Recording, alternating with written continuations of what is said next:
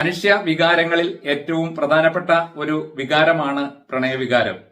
കവികളും ചിന്തകന്മാരും എഴുത്തുകാരും ഒക്കെ വളരെയധികം പാടിപ്പുകഴ്ത്തിയ പ്രണയം ഇന്നത്തെ കാലഘട്ടത്തിൽ വളരെ വലിയ ഒരു സാമൂഹിക പ്രശ്നമായി മാറിയിരിക്കുകയാണ്. പ്രണയ നൈരാശ്യത്തെ തുടർന്നുള്ള കൊലപാതകവും അക്രമവും ആത്മഹത്യയും ഒക്കെ സ്ഥിരം വാർത്തകളിൽ നിറയുന്നു. എവിടെയാണ് നമുക്ക് തെറ്റുപറ്റിയത്? പ്രണയത്തെ സംബന്ധിച്ചിട്ട് പ്രണയത്തിന് കൃത്യമായ ലിഖിത നിയമങ്ങളൊന്നും തന്നെയില്ല. പ്രായം, സൗന്ദര്യം, വിദ്യാഭ്യാസം, സാമ്പത്തികം ഇതൊന്നും പ്രണയത്തിന് ബാധകമല്ല. ഇന്ത്യയിൽ നിന്നും തന്റെ പ്രണയിനിയെ തേടി പാകിസ്ഥാനിലേക്ക് പോയ കാമുകനും പാകിസ്ഥാനിൽ നിന്ന് തന്റെ കാമുകനെ തേടി ഇന്ത്യയിലേക്ക് വന്ന പെൺകുട്ടിയും ഒക്കെ നാം വാർത്തകളിൽ വായിച്ചതല്ലേ. സത്യത്തിൽ ആ കുട്ടികൾ എന്തു വലിയ റിസ്ക് ആണ് എടുക്കുന്നത്? കാരണം രണ്ട് രാജ്യങ്ങളും ശത്രു രാജ്യങ്ങളാണ്. പാകിസ്ഥാനിൽ നിന്ന് ഒരാൾ ഇന്ത്യയിലേക്ക് നിയമവിരുദ്ധമായിട്ട് എത്തിയാൽ പ്രണയത്തിന്റെ പേരിലാണ് എന്ന് പറഞ്ഞാൽ പോലും ഇവിടുത്തെ അന്വേഷണ ഏജൻസികൾ ആ രീതിയിലല്ല എടുക്കുന്നത്. അതിന്റെ മറവിൽ നടക്കുന്ന ചാരപ്രവർത്തനമാണോ എന്നാണ് പരിശോധിക്കുന്നത്. രഹസ്യാന്വേഷണ ഏജൻസികളുടെ അടക്കം അന്വേഷണത്തിനും ചോദ്യം ചെയ്യലിനും ഒക്കെ അവർ വിധേയമാകും. അതുകൊണ്ടാണ് പറയുന്നത് പ്രണയത്തിന് കണ്ണും മൂക്കുമില്ല എന്ന്.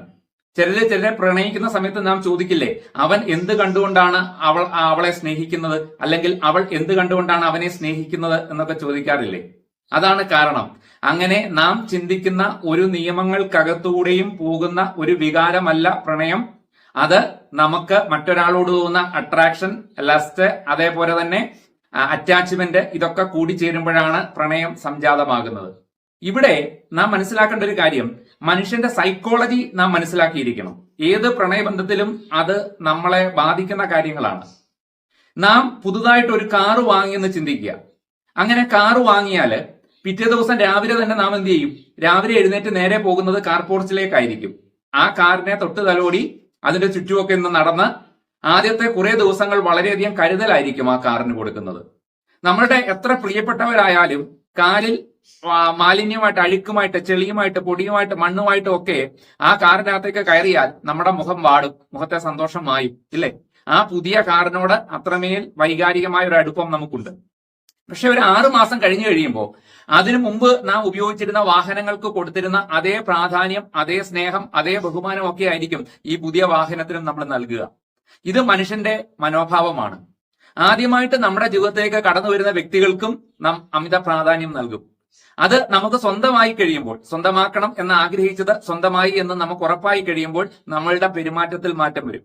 പ്രണയത്തിനകത്ത് ഇത് വളരെയധികം ബന്ധപ്പെടുന്ന ഒരു വിഷയമാണ്. പ്രണയത്തിലെ ആദ്യ സമയങ്ങളിൽ സ്വാഭാവികമായിട്ടും നാം നമ്മളുടെ പല കുറവുകളും മറച്ചു പിടിക്കും. മുൻകോപമുള്ള ഒരാളാണെങ്കിൽ മുൻകോപം കാണിക്കില്ല. പങ്കാളിയിൽ സംശയമുണ്ടെങ്കിൽ പോലും അത് തുറന്നു പറയാൻ നാം മടിക്കും. പക്ഷെ നമ്മളുടേതായി എന്ന് ഉറപ്പായി കഴിയുമ്പോൾ നാം അറിയാതെ നമ്മുടെ സ്വഭാവത്തിലെ ഈ വ്യത്യാസങ്ങളൊക്കെ എന്ത് ചെയ്യും? പുറത്തു വരും. അതിനുശേഷമാണ് പലപ്പോഴും അസ്വാരസ്യങ്ങൾ ഉടലെടുക്കുന്നത്. അതുകൊണ്ട് പ്രണയത്തിന്റെ ആദ്യഘട്ടത്തിൽ നാം എടുക്കേണ്ട ഒരു തീരുമാനമുണ്ട്. ആ സമയത്ത് ഒരിക്കലും അയഥാർത്ഥമായ വാഗ്ദാനങ്ങൾ പങ്കാളിക്ക് നൽകരുത്. അല്ലാതെ നമ്മൾ രണ്ടുപേരും വേർപിരിയില്ല, എന്റെ മരണം വരെ ഞാൻ നിന്റെയോടൊപ്പം ഉണ്ടായിരിക്കും, അങ്ങനെയുള്ള വാഗ്ദാനങ്ങൾ നൽകരുത്. ദീർഘനാളത്തെ വിവാഹ ബന്ധം പുലർത്തിയ ആൾക്കാർ, മക്കളും കൊച്ചുമക്കളും ഒക്കെ ആയ വ്യക്തികൾ, അവരുടെ വാർദ്ധക്യ സമയത്ത് പോലും പരസ്പരം അഭിപ്രായ വ്യത്യാസം ഉണ്ടാകുമ്പോൾ പിരിയുന്നു. നാം ധാരാളം കാണാറില്ലേ? നമ്മളുടെ ജീവിതത്തിൽ നമുക്ക് ഏറ്റവും പ്രധാനപ്പെട്ട വ്യക്തി നമ്മൾ തന്നെയാണ്. എന്റെ ഭാര്യ, എന്റെ മക്കൾ, എന്റെ അച്ഛൻ, എന്റെ അമ്മ, എന്റെ സഹോദരൻ, എന്റെ രാജ്യം, എന്റെ നാട്, എന്റെ മതം, എന്റെ ജാതി, എന്റെ സ്കൂള്, അങ്ങനെ എല്ലാം ഞാൻ, എന്റെ എന്നുള്ള ചേർത്തിട്ടല്ലേ നാം പറയുന്നത്. മമത്വമാണ് നമുക്ക് ഏറ്റവും പ്രധാനമായിട്ട് നമ്മുടെ മനസ്സിൽ വരുന്ന വികാരം. അതുകൊണ്ട് തന്നെ എനിക്കെതിരായിട്ട് വരുന്ന എന്റെ ഏത് പ്രിയപ്പെട്ടവരും എന്റെ ശത്രുക്കളായിട്ട് മാറാൻ, അല്ലെങ്കിൽ എനിക്ക് വിയോജിപ്പുള്ള വ്യക്തികളായിട്ട് മാറാനുള്ള സാധ്യതയുണ്ട്. വ്യക്തികൾ എല്ലാവരും മനുഷ്യരാണ്. നമ്മൾ ഓപ്പോസിറ്റ്, നമ്മൾ സ്നേഹിക്കുന്ന വ്യക്തിയും മനുഷ്യരാണ്. അവരുടെ തീരുമാനങ്ങളോ പെരുമാറ്റങ്ങളോ നമുക്ക് ഇഷ്ടപ്പെടാതെ വന്നാൽ, അഭിപ്രായ വ്യത്യാസം ഉണ്ടായാൽ ചിലപ്പോൾ ആ ബന്ധത്തെ ബാധിക്കാം. ഇതിലും നല്ലൊരു ഓപ്പർച്യൂണിറ്റി കിട്ടിയാൽ, ഇതിലും നല്ലൊരു വ്യക്തിത്വത്തെ കിട്ടിയാൽ ചിലരുടെ മനസ്സ് മാറിയെന്നും ഇരിക്കാം. ഇതൊക്കെ യാഥാർത്ഥ്യങ്ങളാണ്. അതുകൊണ്ട് തന്നെ പ്രണയബന്ധത്തിൽ നാം കൊടുക്കേണ്ട ഒരു ഉറപ്പ് ഇത് മാത്രമാണ്. ഒരു കാരണവശാലും നമ്മളിൽ ആർക്ക് ഇത് തുടരണ്ട എന്ന് തോന്നിയാലും, തുടരാൻ താല്പര്യമില്ലാതെ വന്നാലും അവർക്കത് തുറന്നു പറയാം. ഓപ്പൺ കമ്മ്യൂണിക്കേഷൻ വേണം. നിങ്ങളുടെ അഭിപ്രായം തുറന്നു പറയണം. നിന്റെ അഭിപ്രായം എന്നോടും എന്റെ അഭിപ്രായം നിന്നോടും തുറന്നു പറയണം. എന്തെങ്കിലും അഭിപ്രായ വ്യത്യാസങ്ങൾ ഉണ്ടെങ്കിൽ തുറന്നു പറഞ്ഞിട്ടും അത് പരിഹരിക്കപ്പെടുന്നില്ലെങ്കിൽ തീർച്ചയായിട്ടും പിന്തിരിയണം എന്നുണ്ടെങ്കിൽ ആർക്ക് വേണമെങ്കിലും പിന്തിരിയാം. ഒരിക്കലും ഞാൻ എന്റെ ജീവിതത്തിൽ നിന്നെ ശത്രുവായി കാണുകയോ നിന്നോട് പ്രതികാരം ചെയ്യുകയോ ചെയ്യാൻ വരില്ല എന്നുള്ള പരസ്പരമുള്ള ഉറപ്പാണ് യഥാർത്ഥത്തിൽ നൽകേണ്ട ഉറപ്പ്.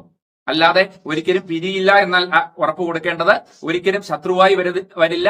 ഈ തരുന്ന സ്നേഹത്തിന് ഈ അർഹമായ ബഹുമാനം ഞാൻ എന്നും എന്റെ ജീവിതാവസാനം വരെ പുലർത്തും എന്ന വാഗ്ദാനമാണ് നമ്മൾ നൽകേണ്ടത്.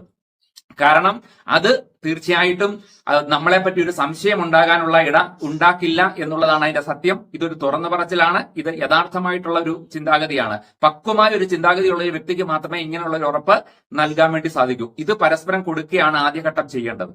അതുപോലെ തന്നെ ഒരു കാരണവശാലും സാമ്പത്തിക ഇടപാടുകൾ, പ്രത്യേകിച്ച് പങ്കാളികളിൽ ഒരാൾക്കായിരിക്കും സാമ്പത്തികമായി ചിലപ്പോൾ കൂടുതൽ സുരക്ഷിതമായിട്ടുള്ളത്. മറ്റൊരാൾ പ്രശ്നത്തിലാണെങ്കിൽ കൂടുതൽ സഹായം നേടിയെന്നിരിക്കാം. ഈ സഹായം നേടിയ വ്യക്തിക്ക് നാളെ ഒരു അഭിപ്രായ വ്യത്യാസം ഉണ്ടായി, അദ്ദേഹം ബന്ധത്തിൽ നിന്ന് പിന്മാറുന്നു എന്ന് പറഞ്ഞാൽ തീർച്ചയായും സഹായം കൊടുത്ത വ്യക്തി ചിന്തിക്കുക എന്താണെന്ന് അറിയാമോ? ഇതുവരെ അവർ നൽകിയ സ്നേഹം യഥാർത്ഥത്തിലുള്ള സ്നേഹമല്ല, എന്നെ പറ്റിക്കുകയായിരുന്നു, സ്നേഹത്തിന്റെ മറവിൽ എന്നെ ചൂഷണം ചെയ്യുകയായിരുന്നു എന്നാണ് ചിന്തിക്കുക. നമ്മുടെ സ്നേഹത്തിന് വാല്യൂ ഇല്ലാതാകും, തെറ്റിദ്ധരിക്കും. ആ തെറ്റിദ്ധാരണ പകയ്ക്കും ശത്രുതയ്ക്കും ഒക്കെ കാരണമാകും. അതുകൊണ്ട് പ്രണയബന്ധത്തിനകത്ത് സാമ്പത്തികം കടന്നു വരാതിരിക്കാൻ ശ്രദ്ധിക്കുന്നത് ഏറ്റവും ഉത്തമമായിട്ടുള്ള കാര്യമാണ്. മൂന്നാമത് ശ്രദ്ധിക്കേണ്ട കാര്യം, പ്രണയത്തിന്റെ ഭാഗമായി നമ്മളുടെ സ്വകാര്യ ദൃശ്യങ്ങൾ, ഒന്നിച്ചുള്ള ദൃശ്യങ്ങൾ, ഇവയൊക്കെ പകർത്തി സൂക്ഷിക്കുന്ന സ്വഭാവം പലർക്കുമുണ്ട്. പങ്കാളികളിൽ ആരെങ്കിലും ഒരാൾ അതിന് മുതിർന്നാൽ ഉറപ്പായി നോ പറയണം. പലരും അങ്ങനെ ദൃശ്യങ്ങൾ എടുക്കുന്നതിന്റെ ഉദ്ദേശം പിന്നീട് കാണാനോ ഓർക്കാനോ ഒന്നും വേണ്ടിയിട്ടല്ല. നമ്മളുടെ മനസ്സിന് ഹൃദ്യമായ ഒരു സ്നേഹമോ അനുഭവമോ നമുക്ക് കിട്ടിയിട്ടുണ്ടെങ്കിൽ ഒരു വീഡിയോയുടെയും ഫോട്ടോയുടെയും ആവശ്യമില്ല അത് ഓർക്കാൻ വേണ്ടിയിട്ട്. പലപ്പോഴും ഇത് ആൾക്കാര് വേണമെന്ന് പറഞ്ഞ് പങ്കാളിയിൽ നിന്ന് വാങ്ങി വെക്കുന്നതിന്റെ ഉദ്ദേശം ഒരായുധം കരുതി വെക്കുകയാണ്. ഇന്നല്ലെങ്കിൽ നാളെ ശത്രുപക്ഷത്തേക്ക് മാറിയാൽ ആക്രമിക്കാനുള്ള ആയുധം കരുതി വെക്കുകയാണ് പലരും ചെയ്യുന്നത്. അതുകൊണ്ട് അതിന് ഒരു കാരണവശാലും വഴങ്ങിക്കൊടുക്കരുത്. മാത്രമല്ല, ഇനി മനഃപൂർവ്വമല്ലെങ്കിൽ കൂടി അബദ്ധത്തിൽ നമ്മുടെ കയ്യിൽ നിന്നും ആ വീഡിയോ അല്ലെങ്കിൽ ആ ഫോട്ടോ ലീക്കായാൽ ഒരു പക്ഷേ അത് ഈ ബന്ധം തകരാൻ കാരണമാകുകയും ചിലപ്പോ ആരെങ്കിലും ഇവരിൽ ആരെങ്കിലും ഒക്കെ ആത്മഹത്യയുടെ വഴിയൊക്കെ തെരഞ്ഞു പോകാനുള്ള സാധ്യതയ്ക്കൊക്കെ കാരണമാവാൻ ഇടയുള്ള ഒരു കാര്യമാണത്. അതുകൊണ്ട് ഒരു കാരണവശാലും അത്തരം കാര്യങ്ങളിലേക്ക് നാം പോകാതിരിക്കാൻ ശ്രദ്ധിക്കുക എന്നുള്ളതാണ് നാം ഏറ്റവും കരുതലെടുക്കേണ്ട ഒരു കാര്യം. ഇങ്ങനെയൊക്കെ നാം കരുതലെടുത്താലും ചില സാഹചര്യങ്ങളിൽ ബ്രേക്കപ്പ് ഉണ്ടാകാം. അങ്ങനെ ബ്രേക്കപ്പ് ഉണ്ടായാൽ ഒരു കാരണവശാലും പങ്കാളിയെ പറ്റി നാം കുറ്റം പറയാൻ വേണ്ടി പാടില്ല. നമ്മളുടെ സുഹൃത്തുക്കളും ബന്ധുക്കളും ഒക്കെ അഭിപ്രായങ്ങൾ ചോദിക്കും, എന്താണ് സംഭവിച്ചതെന്ന് ചോദിക്കും. അപ്പോ നമ്മളുടെ ഭാഗം ന്യായീകരിച്ചുകൊണ്ട് അവരെയോ അവരുടെ കുടുംബാംഗങ്ങളെയോ മോശപ്പെടുത്തി ഒരഭിപ്രായവും പറയരുത്. അങ്ങനെ നാം അഭിപ്രായം പറഞ്ഞാൽ ഒരാളോട്, നമ്മൾ വിശ്വസ്തനായ ഒരാളോടാണ് അഭിപ്രായം പറയുന്നതെങ്കിലും അത് കറങ്ങിത്തിരിഞ്ഞ് ആ നമ്മുടെ കൂട്ടുകാരനിൽ അല്ലെങ്കിൽ കൂട്ടുകാരിയിൽ എത്തും. അത് തികച്ചും അവർക്ക് വേദനയുണ്ടാക്കും. അതുവരെ നമ്മൾ കൊടുത്ത സ്നേഹവും ബഹുമാനവും എല്ലാം അവിടെ വെച്ചില്ലാതാകും. അവിടെ പക, വൈരാഗ്യം ഒക്കെ ജനിക്കാൻ സാധ്യതയുണ്ട്.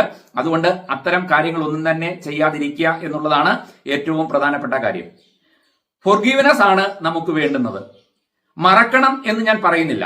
കാരണം നാം മറക്കാൻ ശ്രമിച്ചാൽ, ഏത് കാര്യമാണോ മറക്കാൻ ശ്രമിക്കുന്നത്, ഏത് വ്യക്തിയാണോ മറക്കാൻ ശ്രമിക്കുന്നത്, അത് കൂടുതൽ നമ്മുടെ ഓർമ്മയിലേക്ക് വരികയാണ് ചെയ്യുന്നത്. അതുകൊണ്ട് നമ്മൾ നമ്മുടെ ഭാവിയിലേക്ക് നോക്കുകയാണ് ചെയ്യേണ്ടത്. Look into the future. നിങ്ങളുടെ ഭാവിയെ പറ്റി നിങ്ങൾ നല്ല രീതിയിൽ ശ്രദ്ധ പുലർത്തുക. നിങ്ങളുടെ ഭാവിക്ക് വേണ്ടി നിങ്ങൾ തയ്യാറാകുക. അങ്ങനെ നല്ലൊരു ലക്ഷ്യത്തിന് വേണ്ടി നിങ്ങൾ പ്രവർത്തിക്കുകയാണെങ്കിൽ നമ്മളുടെ മനസ്സിന്റെ പ്രത്യേകതയുണ്ട്. നമുക്ക് ഇഷ്ടമുള്ള കാര്യങ്ങൾ നാം ചെയ്യുമ്പോൾ നമ്മളുടെ മനസ്സും അതിനോടൊപ്പം വരും. വെറുതെ ഇരിക്കുന്ന മനസ്സ് ചെകുത്താന്റെ പണിപ്പുരയാണെന്ന് പറയാറില്ലേ?